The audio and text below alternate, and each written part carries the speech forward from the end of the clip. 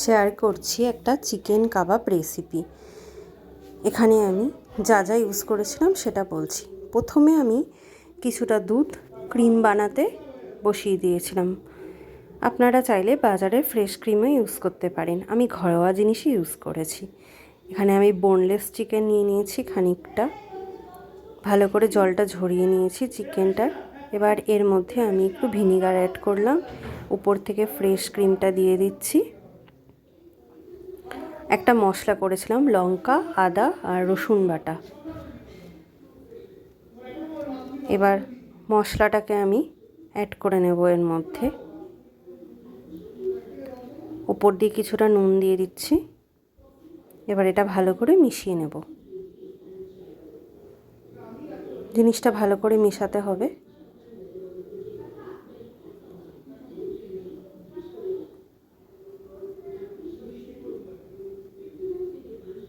মেশানোর পরে দেখুন এরকম হয়েছে।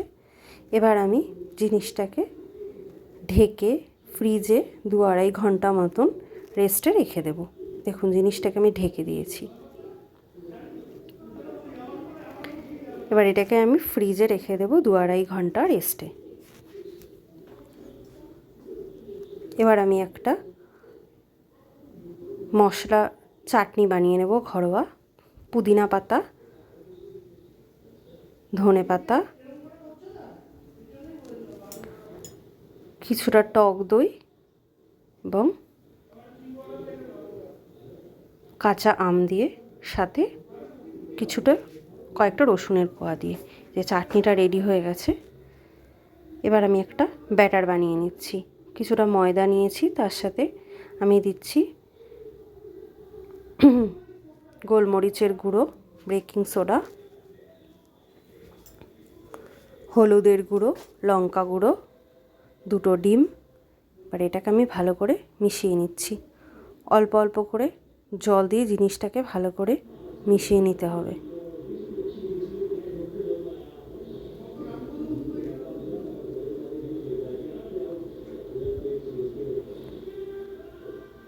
ব্যাটারটা আমার রেডি হয়ে গেছে। খুব পাতলাও হবে না, খুব ঘনও হবে না, এরকম হবে ব্যাটারটা।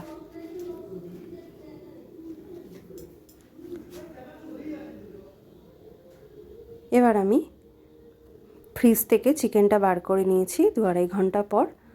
এটাকে আমি একটা স্টিকে গেঁথে নেব। তার সাথে টমেটো, ক্যাপসিকাম আর পেঁয়াজ দিয়ে জিনিসটাকে আমি একটার পর একটা গেঁথে নেব। চিকেনটা ম্যারিনেট করে রাখলে পরে জিনিসটা ভালো হয় আর কি, সব কিছু চিকেনের মধ্যে যায়।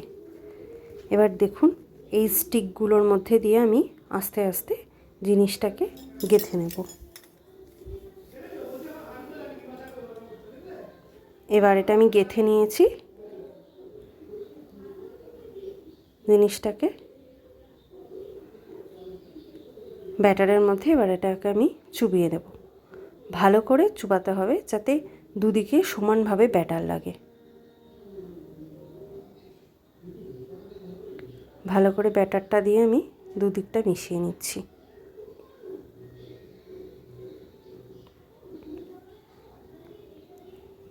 ফ্রাই প্যানে তেলটা গরম করতে বসিয়ে দিয়েছি। তেলটা প্রায় গরম হয়ে আসছে। এবার আমি একটা একটা করে ছেড়ে দেবো এর মধ্যে তেলে। দেখুন ছেড়ে দিয়েছি আমি। এক পাশ হয়ে গেছে, আবার উল্টে দিয়েছি আরেক পাশ। ব্যাস, কাবাব রেডি হয়ে গেছে।